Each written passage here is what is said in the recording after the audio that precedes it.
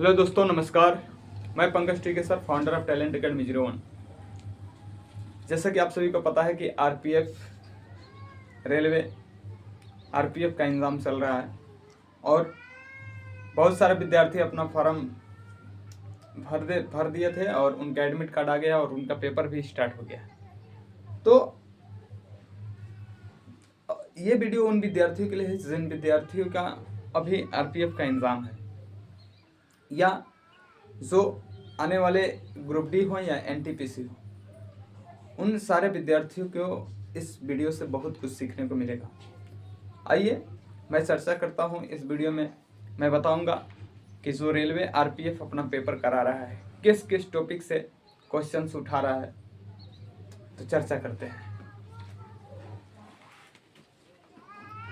देखिए, railway RPF exam,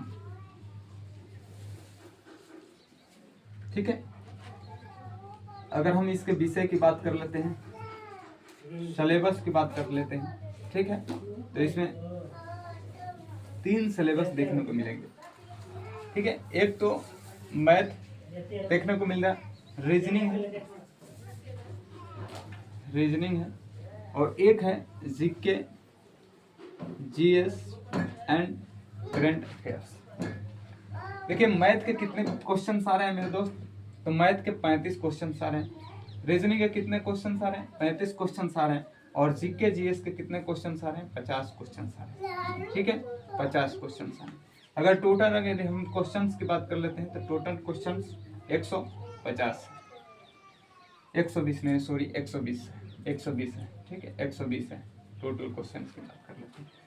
अब देखिए, यहाँ तक तो आप समझ गए कि जो आरपीएफ एग्जाम करा रहा है उसमें सब्जेक्ट कौन कौन से हैं। मैथ से 35 क्वेश्चन है, रीजनिंग से 35 क्वेश्चन हैं और जीके जीएस करंट अफेयर्स से 50 क्वेश्चन हैं।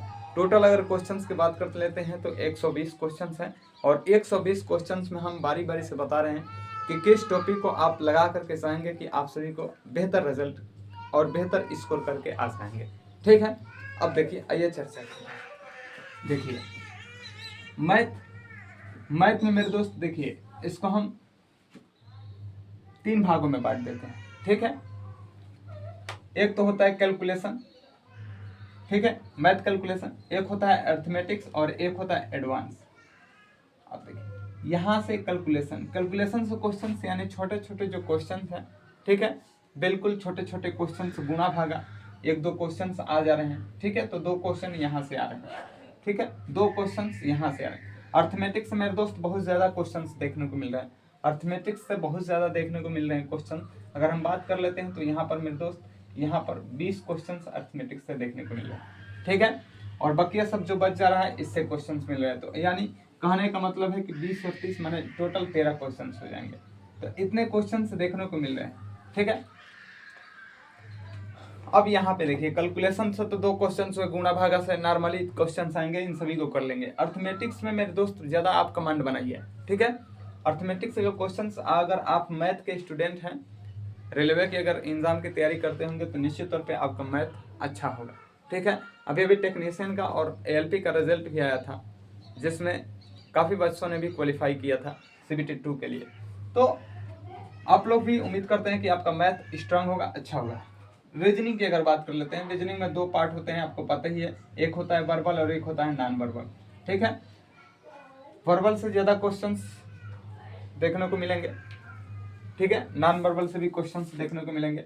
तो ये जो दोनों सब्जेक्ट है ना, ये जो दोनों सब्जेक्ट है मैथ और रीजनिंग, ये आपको एकदम इजी तरीके से आपको नंबर देके चले जाएंगे। इसमें किसी भी तरह का कोई कंफ्यूजन नहीं होता है, क्योंकि इसका आंसर जो होता है ना एक्यूरेट निकल करके आता है। जैसे 2 × 2 4 होता है मेरे दोस्त, 11 का अगर स्क्वायर करेंगे 121 होगा, ठीक है। उसी तरह से मान लीजिए कि ए है, ए 1 नंबर पे आता है, ई 5 नंबर पे आता है, ठीक है, एल 12 नंबर पे आता है। ABCD के कोडिंग डिकोडिंग जैसे क्वेश्चन सवाल बनते हैं। तो यानी कहने का मतलब कि इन सभी का जो आंसर आता है ना एक्यूरेट आता है। देखिए, बात कहाँ पे बच्चों का फंस रही है, जीके जीएस करंट अफेयर्स और साइंस में फंस रही है, ठीक है। देखिए, हम उन सभी चर्चा कर लेते हैं इन टॉपिक पे, क्या आपको कवर करके जाना है। साइंस तो आपको जीएस बात समझ रहे हैं, जीएस जिसको हम फिजिक्स केमिस्ट्री बायोलॉजी कहते हैं, ठीक है, फिजिक्स केमिस्ट्री, बायोलॉजी। निश्चित तौर पे रेलवे सबसे ज्यादा अगर वेटेज किसी को दे रहा है, प्राथमिकता दे रहा है, तो बायोलॉजी को दे रहा है। आप सभी लोग बायोलॉजी को ज्यादा से ज्यादा पढ़ करके जाए, ठीक है। उसके बाद से केमिस्ट्री पढ़ करके जाए, उसके बाद से फिजिक्स पढ़ करके जाए। आप सभी को यहाँ से अच्छा क्वेश्चंस देखने को मिल जाएंगे, यानी 7 7 14 और यहाँ पर टोटल इससे 10 क्वेश्चन आ रहे हैं, मैंने यानी 50 क्वेश्चन तो यहीं से आ जा रहे हैं, जीएस से, ठीक है, साइंस से आ जा रहे हैं। अब देखिए जीके जो है मेरे दोस्त, यहाँ से आप सभी को 25 क्वेश्चन आ रहे हैं। कितने क्वेश्चन आ रहे हैं? यहाँ से भी आप सभी को ना 25 नहीं कर सकते हैं, लेकिन 20 क्वेश्चन तो कह ही सकते हैं, ठीक है। 20 क्वेश्चन कर रहे हैं जीके से, जनरल नॉलेज से। अब जनरल नॉलेज में कौन कौन से टॉपिक्स हैं? जैसे मेरे दोस्त अगर हम बात कर लेते हैं हिस्ट्री का, ठीक है, हिस्ट्री की अगर बात कर लेते हैं तो हिस्ट्री में प्राचीन इतिहास होता है, मेडिवल हिस्ट्री होती है, और एक आधुनिक इतिहास होता है। तो प्राचीन इतिहास में मेरे दोस्त 2 टॉपिक बहुत फेमस है। एक टॉपिक है जो कि उस टॉपिक को बहुत कम टच कर रहा है, यानी पाषाण काल वाला से कम क्वेश्चन टच कर रहा है, लेकिन मेरे दोस्त उसके आगे आएंगे सिंधु घाटी सभ्यता। सिंधु घाटी सभ्यता से क्वेश्चंस आ रहे हैं, हर शिफ्ट में एक एक देखने को मिल रहे हैं। और उससे आगे आएंगे वेद से भी, तो वेद से भी क्वेश्चंस आ रहे हैं, ठीक है। तो ये दोनों टॉपिक आप कवर करके आइए उधर से, जो प्राचीन इतिहास में सिंधु घाटी सभ्यता हो गई, और वेद से जो है वेद वाले टॉपिक को आप कवर करके आइए, ठीक है। उसके आगे आएंगे तो आपको देखने को मिलेगा चंद्रगुप्त मौर्य, जो मौर्य वंश है, मौर्य वंश को आप अच्छे खासे देख लीजिए। फिर जैन धर्म को देख लीजिए, बौद्ध धर्म को देख लीजिए, वहां से क्वेश्चंस हर शिफ्ट में देखने को मिल रहा है। जैन धर्म, बौद्ध धर्म से तो क्वेश्चंस किसी किसी शिफ्ट में आ रहे हैं, लेकिन मौर्य वंश से ना क्वेश्चंस हर हाल में हर एक टॉपिक से आ रहे हैं। आप एनालिसिस देख सकते हैं, हमारा ही नहीं किसी भी और टीचर्स का एनालिसिस आप सभी देख सकते हैं, ठीक है। उसके आगे आएंगे आप मेडिवल हिस्ट्री से 1-2 क्वेश्चन आ रहे हैं। जैसे अभी देखिए मेडिवल माने मध्यकालीन जो इतिहास है, मध्यकालीन इतिहास में मुगल काल से, दिल्ली सल्तनत से एक दो क्वेश्चन देखने को मिल जा रहे हैं, ठीक है। उसके बाद से उसके आगे आएंगे मेरे दोस्त आधुनिक इतिहास से सबसे ज्यादा क्वेश्चन देखने को मिल रहे हैं, यानी जो उग्रवादी है, उदारवादी हैं और ये गांधीवादी हैं, इन तीनों टॉपिक से क्वेश्चन हर हालत में देखने को मिल रहा है। जो उदारवादी जो थे आप सभी पता ही है, 1885 से लेकर के 1905 और 1905 से लेकर के 1919 और 1919 से 1947 तक, ये तीनों जो सन बताए हैं, इन तीनों सन से बहुत ज़्यादा क्वेश्चन पूछे जा रहे हैं। तो आप निश्चित तौर पे उस टॉपिक को कवर कर लें। उसके बाद से बस इतना ही आप सभी कवर कर लीजिए। उसके आगे हम चल रहे हैं पॉलिटी में। पॉलिटी में आप सभी जितने आर्टिकल्स हैं, आर्टिकल्स को देख लीजिए, कम से कम 200 आर्टिकल तो आपको याद ही होना चाहिए, ठीक है। उसके बाद से इसमें जो अनुसूचियाँ हैं, अनुसूचियों से एक क्वेश्चन आ रहे हैं। सबसे ज़्यादा अगर पॉलिटी में अगर कहीं क्वेश्चन आ रहे हैं ना, तो संशोधन से आ रहे हैं। जैसे 42वां संविधान संशोधन, 44वां संविधान संशोधन, प्रथम संविधान संशोधन, ठीक है, 7वां संविधान संशोधन। ये संशोधन आप सभी लोग एक बार इस टॉपिक को बिल्कुल सही से करके जाएं, ठीक है। तो हमने पॉलिटी में बताया आर्टिकल्स, आप अनुच्छेद देख लीजिए, अनुसूचियाँ देख लीजिए, ठीक है। उसके बाद से आप संविधान संशोधन देख लीजिए। उसके बाद से राष्ट्रपति, उपराष्ट्रपति, राज्यपाल और मुख्यमंत्री से बड़ा ट्रेंडिंग में क्वेश्चन आ रहे हैं, मुख्यमंत्री को भी टॉपिक को देख लीजिए, ठीक है। उसके बाद से मेरे दोस्त यही बस टॉपिक देख लीजिए। उसके बाद से विधानसभा है, विधान परिषद है, ठीक है, इन टॉपिक को देख लीजिए। उसके बाद से न्यायालय के बारे में थोड़ा सा जानिए, संसद के बारे में जानिए, लोकसभा राज्यसभा के बारे में जानिए आप सभी लोग, ठीक है। ये इतना टॉपिक अगर आप क्लियर कर लेते हैं तो निश्चित तौर पे आपका स्कोर बहुत अच्छा रहेगा, ठीक है। तो मैंने हिस्ट्री का भी बता दिया, पॉलिटी का भी बता दिया। ज्योग्राफी में मेरे दोस्त 2-3 टॉपिक हैं। जैसे कृषि से क्वेश्चन आ रहे हैं, तो कृषि टॉपिक को आप लोग देख लीजिए। मिट्टी से भी क्वेश्चन आ रहे हैं, मिट्टी को भी देख लीजिए, ठीक है। उसके बाद से मेरे दोस्त एक टॉपिक है जिसका परिवहन, सड़क वड़क, जो भारत में कैसे कौन सा यात्रा किधर, जैसे NH-27 है, NH-44 है, तो इन सभी के बारे में, परिवहन जो रास्ते हैं, सड़क है, राष्ट्रीय राजमार्ग है, उनके बारे में आप सभी को अच्छा खासा नॉलेज होना चाहिए, ठीक है। उसके बाद से इन सारे चीज़, उसके बाद से कौन सा देश किस चीज़ में उत्पादक में आगे है, प्रथम है, उसका थोड़ा सा नाम आप सभी लोग देख लीजिए। उसके बाद से मेरे दोस्त पठार पर्वत जो कि हैं, नदियां हैं, नदी से भी क्वेश्चंस आ रहे हैं, ठीक है। इन सारे टॉपिक्स को आप देख लीजिए, बस इतना देख लीजिए, जियोग्राफी में आपका अच्छा स्कोर हो जाएगा, ठीक है। उसके बाद से मेरे दोस्त देखिए, उसके बाद से आप करंट अफेयर्स की तरफ देखें। करंट अफेयर्स में 2024 के मेरे दोस्त, जैसे रेलवे और टेक्नीशियन में, ALP और टेक्नीशियन में जैसे क्वेश्चन आए थे, उसी तरह से सेम टू सेम 2024 का ही करंट अफेयर्स आ रहे हैं। जैसे मनु भाकर का पुरस्कार, जो कि वो कोई स्वर्ण पदक जीती थी, ठीक है, उन सारे टॉपिक से आप सभी लोग देख सकते हैं। करंट न्यूज 2024 का और इधर का आप सभी लोग दिसंबर और जनवरी का करंट अफेयर्स देख लीजिए, निश्चित तौर पर आपका स्कोर बहुत बेहतर हो जाएगा, ठीक है।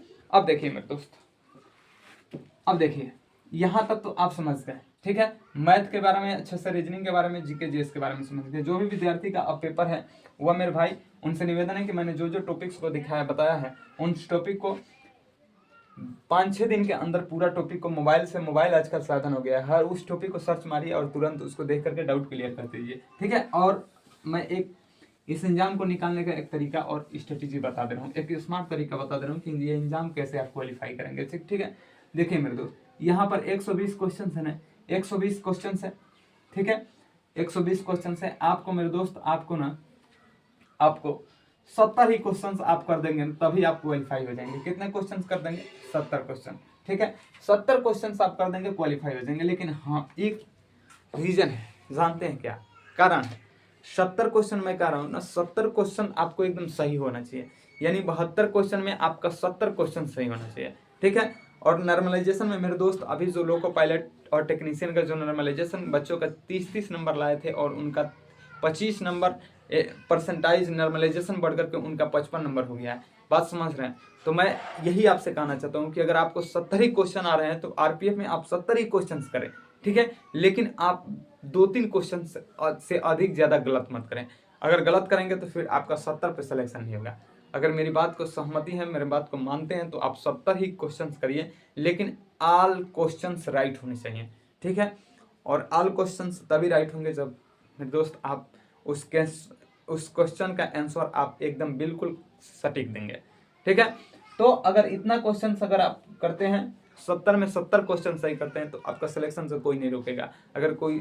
अगर इस बात से सहमत हैं तो आप चैनल को लाइक कर दीजिएगा, ठीक है। और नहीं तो अगर इस बात से सहमत नहीं होंगे तो आप कमेंट में आपका जो विचार होगा आप हमारे साथ साझा कर सकते हैं, ठीक है। अगर आपसे अगर सर इतना नहीं हो पा रहा है सर तो क्या करें सर? तो देखिए मेरे दोस्त, आप एक 85 क्वेश्चन कर सकते हैं, ठीक है। 85 क्वेश्चन कर सकते हैं। ये अगर हाई से मिनिमम क्वेश्चन आप 70 क्वेश्चन करिए। अगर और अच्छे खासे पढ़ने में है तो आप 85 क्वेश्चन करिए, ठीक है। आपका सिलेक्शन निश्चित तौर पे हो जाएगा, ठीक है। तो आप इस तरह से आप अपनी सिलेबस आप सक्सेस आपको मिल सकती है आरपीएफ एग्जाम में, ठीक है। तो आई होप कि आप समझ गए होंगे किस किस टॉपिक से आ रहे हैं क्वेश्चन, हमने बता दिए आप सभी को।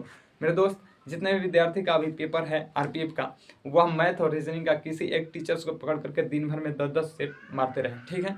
10-10 सेट मारते रहिए। और जो हमने बताया है इतिहास का डाटा, उन टॉपिक को आप बिल्कुल पढ़ के जाएं, ठीक है। तो आपका सिलेक्शन हो जाएगा। Thanks for watching my video. मिलते हैं नेक्स्ट डे, तब तक के लिए जय हिंद, जय भारत।